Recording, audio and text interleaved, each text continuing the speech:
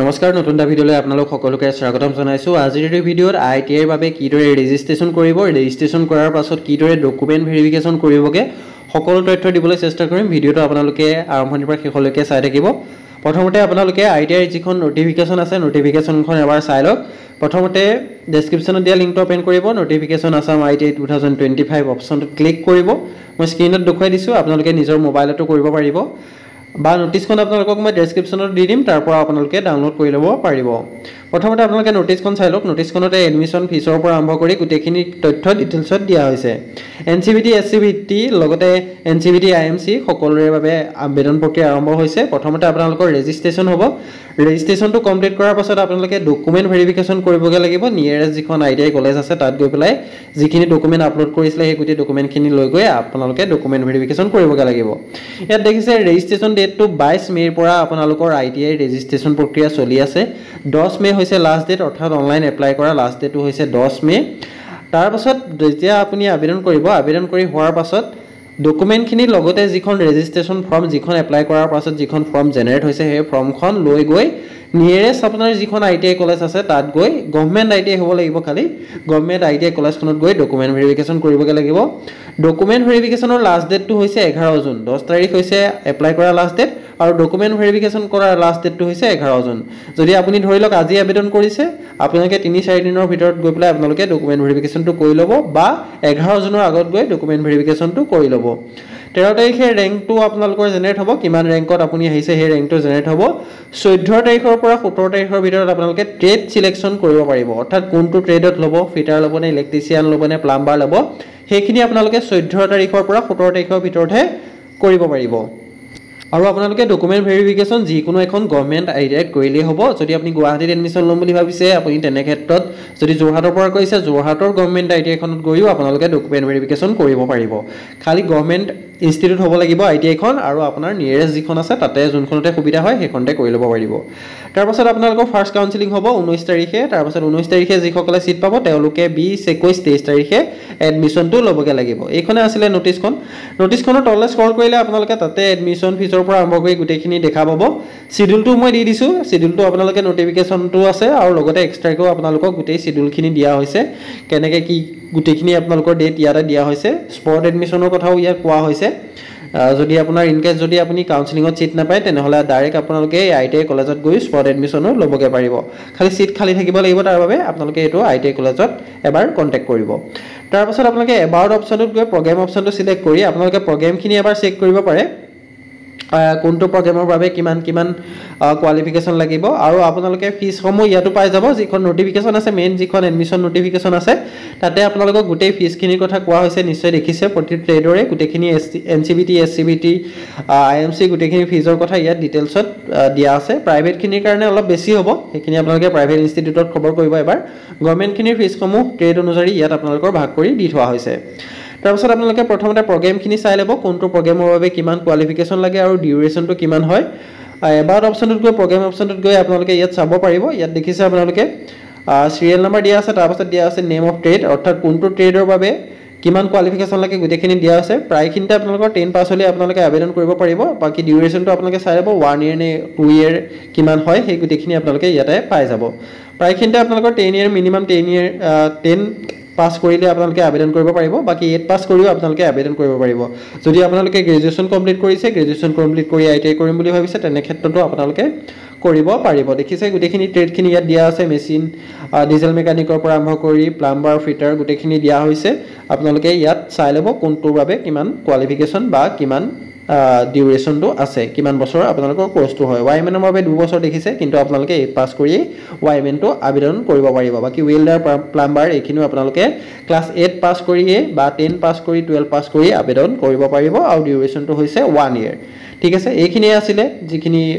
মূল কথাখিনি। এতিয়া আপোনালোকে আবেদন কিদৰে কৰিব সেইটো চাওক। অনলাইন এপ্লাই কৰিবৰ বাবে প্ৰথমতে আপোনালোকে যিটো অফিচিয়েল ৱেবছাইট সেইটো অপেন কৰি ল'ব। মই ডেছক্ৰিপশ্যনতে দি দিছোঁ। তাৰপিছত তললৈ স্ক্ৰল কৰিলে দেখিবলৈ পাব registration/login for ITI Assam ITI counselling 2025। সেই অপশ্যনটো ক্লিক কৰি দিয়াৰ পাছতে আপোনালোকৰ লগ ইন কৰা পেজটো খোল খাব। অকণমান সময় ৱেইট কৰিব। এতিয়া আপোনালোকে দেখিব পাৰিছে ৰেজিষ্টাৰ কেণ্ডিডেট সাইন ইন অপচনটো আহি গৈছে এপ্লিকেশ্যন নাম্বাৰ আৰু পাছৱৰ্ড দি আপোনালোকে লগ ইন কৰিব লাগিব কিন্তু যিসকলে অলৰেডি কৰি ৰাখিছে ৰেজিষ্ট্ৰেচন তেওঁলোকে ডাইৰেক্ট লগ ইন কৰিব যিসকলে নতুনকৈ কৰিম বুলি ভাবিছে তেওঁলোকে তললৈ স্ক্ৰল কৰি যিটো ফ্ৰেছ কেণ্ডিডেট ৰেজিষ্ট্ৰেচন আছে তাত ক্লিক কৰিব দেখিছে যিসকলে কৰি ৰাখিছে তেওঁলোকে direct application number password the log in কৰিব আৰু যিসকলে নতুনকৈ কৰিব তেওঁলোকে তলত যিটো অপচন আছে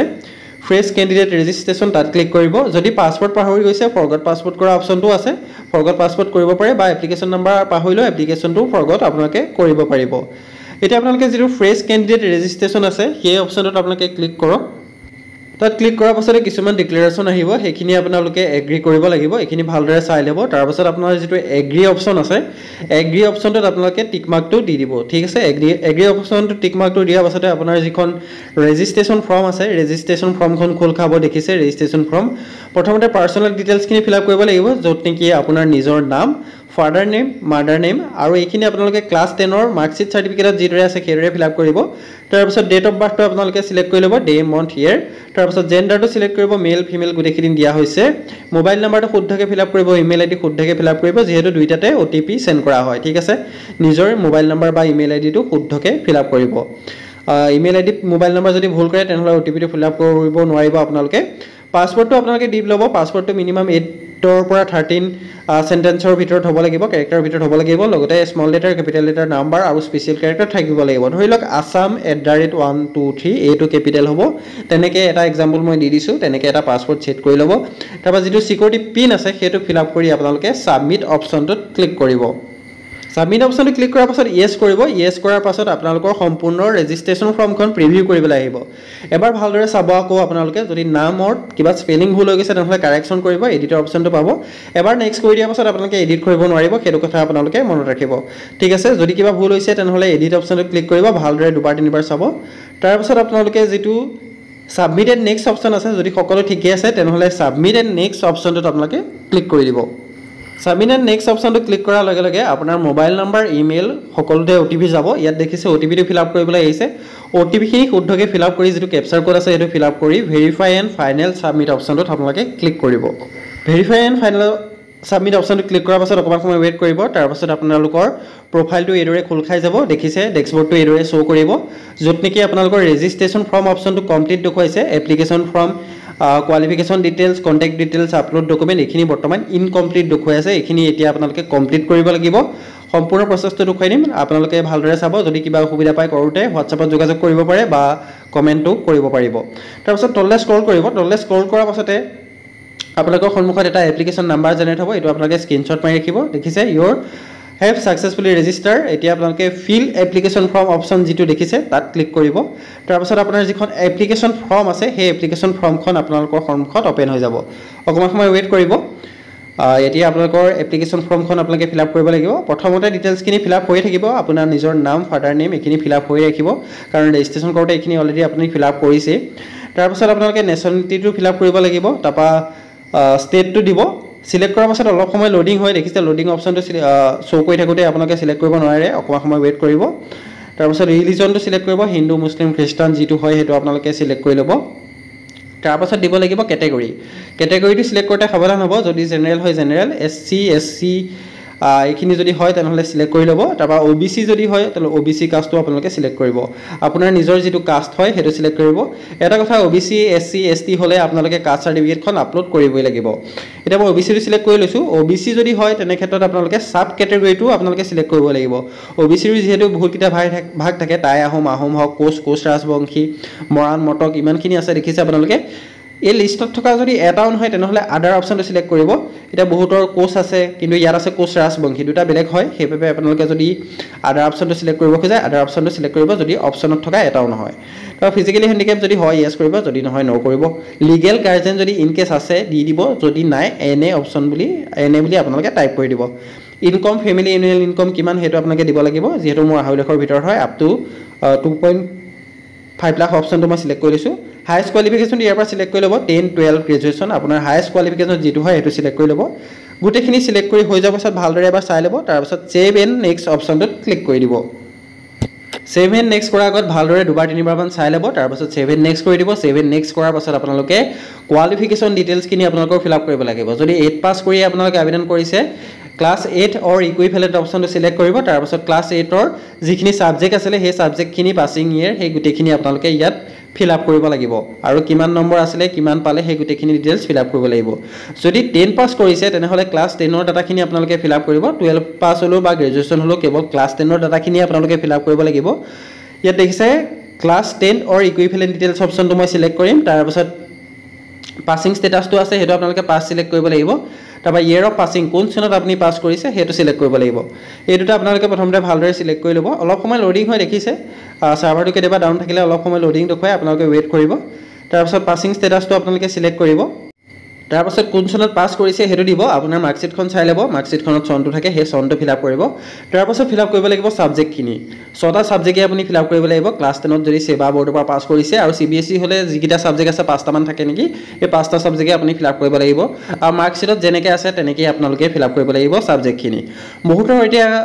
এটা কথা কৈ আছে যে ইলেক্টিভ সাবজেক্টটো মোৰ শো কৰা নাই তেনেহলে মই কি দিম কেনেকৈ দিম 5টা দিলে হ'ব নে 5টা দিলে নহ'ব 6টা সাবজেক্টে আপুনি ফিল আপ কৰিব লাগিব প্ৰথমতে যেটো আছে আসামিজ এদৰে সিলেক্ট কৰিব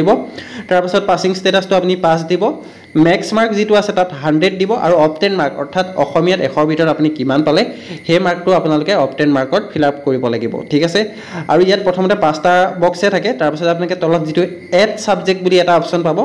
এড সাবজেক্টটো সিলেক্ট কৰি পেলাই আপোনালোকে বাকি ইটো বক্স এড কৰি ল'ব লাগিব ঠিক আছে যদি সেবা বৰ্ডৰ পৰা কৈছে 6টা সাবজেক্টে আপুনি ফিল আপ কৰিব লাগিব এটা বহুতে কৈছিলে যে ইলেক্টিভ সাবজেক্টটো শো কৰা নাই যে মোৰ কমাৰ্চ আছিল বা তেনেকুৱা ধৰণৰ আছিল মোৰ ইলেক্টিভ সাবজেক্টটো শো কৰা নাই এতিয়া মই কি কৰিম এতিয়া প্ৰথমতে কি কৰিব আপোনালোকে এড সাবজেক্ট অপচনটো ক্লিক কৰিব এড সাবজেক্ট অপচনটো ক্লিক কৰাৰ পাছত আপোনালোকে সাবজেক্টখিনি যেনেকৈ সিলেক্ট কৰিছিল তেনেকৈ আকৌ পুনৰ সিলেক্ট কৰিব তাত এটা আদাৰ বুলি অপচন পাব আদাৰ্স অপচনটো আপোনালোকে সিলেক্ট কৰি ল'ব ইয়াত দেখিছে মই এবাৰ দেখুৱাই দিছো আপোনালোকক তাৰপা সিলেক্ট অপচনটো ক্লিক কৰিব তাত আদাৰ বুলি আপোনালোকে টাইপ কৰি দিব ইয়াত দেখিছে টাইপ কৰিবলৈ আহিছে যেটো বক্স আছে সেই বক্সটো আপোনালোকে আদাৰ বুলি টাইপ কৰি দিব তাৰ পাছত আদাৰ অপচনটো আপোনালোকে ইয়াৰ পৰা সিলেক্ট কৰিব আদাৰ অপচনটো সিলেক্ট কৰি দিয়াৰ লগে লগে অলপ সময় লোডিং হ'ব দেখিছে ইলেক্টিভ সাবজেক্টটো যি সকলো শো কৰা নাই বা মাৰ্কশিটৰ যেনেকৈ আছে সাবজেক্টটো তেনেকৈ যদি অপচনত নাই তেনেহলে আপোনালোকে আদাৰ অপচনটো সিলেক্ট কৰি গোটেই সাবজেক্টখিনি নাম ফিল আপ কৰিব কিন্তু মাৰ্কশিটত যেনেকৈ আছে তেনেকৈ গোটেই সাবজেক্টখিনি দিব তাৰপৰা দেখিছে এন্টাৰ সাবজেক্ট নেম এতিয়া মোৰ সাবজেক্ট নেমটো ফিল আপ কৰিবলৈ আহি গৈছে তাৰপৰা মই কমাৰ্চ বুলি ফিল আপ কৰিম তাৰপৰা আপোনালোকে পুনৰ পাছিং ষ্টেটাছটো পাছ অপটেন মাৰ্ক টোটাল মাৰ্ক এখিনি ফিল আপ কৰি ল'ব ঠিক আছে বাকি হিন্দী যদি আছিল হিন্দী ই বুলি যেটো আছে বেকেটত ই বুলি যেটো আছে হেতু সিলেক্ট কৰিব যদি হিষ্ট্ৰী আছিল হিষ্ট্ৰী আৰু হিষ্ট্ৰী বেকেটত ই দুটা বেলেগ বেলেগকৈ আছে যেটো ইলেক্টিভ হয় সেই ইলেক্টিভটো আপোনালোকে ই থকাটো সিলেক্ট কৰিব এইদৰে গোটেই সাবজেক্টখিনি সিলেক্ট কৰিব লগতে ম্যাক্স মাৰ্ক আৰু অপটেন মাৰ্ক গোটেইখিনি ডিটেইলছ আপোনালোকে শুদ্ধকৈ ফিল আপ কৰিব লাষ্টত চাব যে টোটাল মাৰ্কটো মিলিছে নে নাই মিলা তাৰপাছত মাৰ্কশিটৰ লগত আপোনালোকে টোটাল মাৰ্কটো এবাৰ মিলাই চাব মাৰ্ক অফ 10 আৰু টোটাল মাৰ্ক গোটেইখিনি মিলাই চাব যদি সকলো ঠিকে আছে সেভ এণ্ড নেক্সট অপচনটো ক্লিক কৰিব সেভ এণ্ড নেক্সট অপচনটো ক্লিক কৰাৰ পাছত আপোনালোকৰ এতিয়া এড্ৰেছৰ ডিটেইলছখিনি ফিল আপ কৰিব লাগিব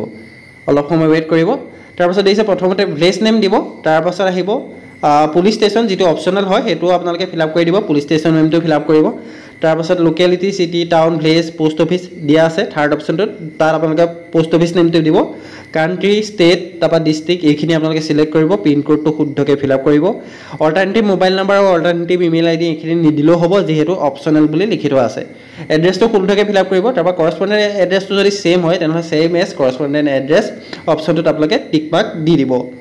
ফিল আপ কৰাৰ পাছত 2-3 বাৰ ভালদৰে চাব তাৰ পাছত আপোনালোকে সেভ এণ্ড নেক্সট অপচনটোত ক্লিক কৰিব তাৰপা ইয়েস কৰি দিব তাৰ পাছত আহিব আপোনালোকৰ ডকুমেন্ট আপলোড ডকুমেন্ট কি আপলোড কৰিব লাগিব ভালদৰে চাই লওক ডকুমেন্ট আপলোড কৰোতে ভুল নকৰিব যদি কোৱালিটি বেয়া হয় তেনে ক্ষেত্ৰত আপোনালোকৰ ডকুমেন্ট ভেৰিফিকেশন নকৰিব পাৰে ভালদৰে আপলোড কৰিব গোটেইখিনি ডকুমেন্ট প্ৰথমতে আছে পাসপোৰ্ট ফটো প্ৰথমতে ফটোখন আপলোড কৰিব লাগিব জেপিজি ফৰমেটত হ'ব লাগিব ফৰমেটটো আপোনালোকৰ জেপিজি হ'ব লাগিব বহুতৰ ফটোখন আপলোড হোৱা নাই তেওঁলোকে পিএনজি ফৰমেটত নিশ্চয় আপলোড কৰিছে বা আপোনালোকৰ 20 to 50 কেবি ভিতৰত হ'ব লাগিব ফটোখনৰ size date of birth certificate য'ত আপুনি ক্লাছ 10 ৰ এডমিটটো আপলোড কৰিব ঠিক আছে 20 পৰা 200 কেবি ভিতৰত হ'ব লাগিব পিডিএফ কৰি আপলোড কৰিব লাগিব এপ ধেই পাই যাব এডপ স্কেনৰ পৰা এডপ ৰিডাৰ তেনেকুৱা ধৰণৰ এপখিনিত আপোনালোকে পিডিএফ কৰিব পাৰিব যদি পিডিএফৰ সাইজটো বেছি হৈ গৈছে তেনেহলে কম্প্ৰেছ পিডিএফ বুলি গুগলত সাৰ্চ কৰি পিডিএফৰ সাইজটো কমাব পাৰিব তাৰপিছত ক্লাছ 10 ৰ মাৰ্কশিট আৰু সাৰ্টিফিকেট দুইখন একেলগে এটা পিডিএফ কৰি আপোনালোকে ইয়াত আপলোড কৰি দিব 20 to 200 কেবি ভিতৰত আপোনালোকৰ পিডিএফ সাইজ হ'ব লাগিব তাৰপাছত আদাৰ বেকগ্ৰাউণ্ড ওবিসি যিখন কাষ্ট সাৰ্টিফিকেট আছে সেইখন আপোনালোকে ইয়াত ফিল আপ কৰিব তাৰপাছত আদাৰ কেটেগৰী সাৰ্টিফিকেট বুলি আহি গৈছে যেহেতু মই আদাৰ সিলেক্ট কৰিছিলো যদি আপুনি চুটিয়া বা আহোম বা কোচ সিলেক্ট কৰিছিলে তেনে ক্ষেত্ৰত সেই আহোম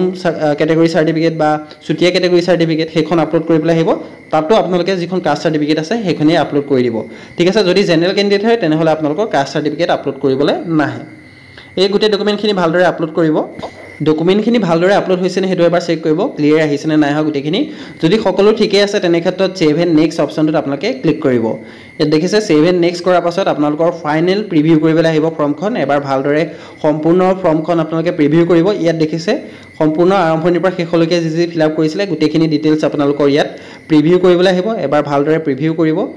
যদি সকলো ঠিকেই আছে তেনে ক্ষেত্ৰত আপোনালোকে ফাইনেল ছাবমিট কৰি দিব ফাইনেল ছাবমিট কৰাৰ আগত ভালদৰে চাই ল'ব এবাৰ ছাবমিট কৰি দিয়াৰ পাছত আপোনালোকে কাৰেকশ্যন কৰিব নোৱাৰিব তাৰপাছত ডকুমেণ্ট ভেৰিফিকেশ্যন যদি কেনেবাকৈ ভুল হৈ গ'ল আপোনালোকৰ ডকুমেণ্ট ভেৰিফিকেশ্যনৰ সময়ত আপোনালোকে কলেজত গৈ কাৰেকশ্যন কৰিবগৈ পাৰিব ডিক্লেৰেশ্যনটো টিক পেলাই ছেভ এণ্ড ফাইনেল ছাবমিট অপশ্যনটোত ক্লিক কৰি য়েছ কৰি দিব য়েছ কৰি দিয়াৰ লগে লগে সম্পূৰ্ণ ফৰ্মখন আপোনালোকৰ ছাবমিট হৈ যাব এতিয়া আপোনালোকে ছিষ্টেম জেনেৰেটেড লেটাৰ বুলি এটা নিশ্চয় অপশ্যন দেখিবলৈ পাইছে ছাইডত ভিউ এণ্ড ডাউনলোড লেটাৰ অপশ্যনটোত ক্লিক কৰিব ছিষ্টেম জেনেৰেটেড লেটাৰ অপশ্যনটোত গৈ ভিউ/ডাউনলোড লেটাৰ অপশ্যনত আপোনালোকে ক্লিক কৰিব তাৰপাছত আপোনালোকৰ লেটাৰখন আপোনালোকে ডাউনলোড কৰিব লাগিব এইখন ডকুমেণ্ট ভেৰিফিকেশ্যনৰ সময়ত আপোনালোকে লৈ যাব লাগিব অলপ সময় ৱেইট কৰিব দেখিছে লেটাৰ ডকুমেণ্ট টাইপ তাত গৈ পেলাই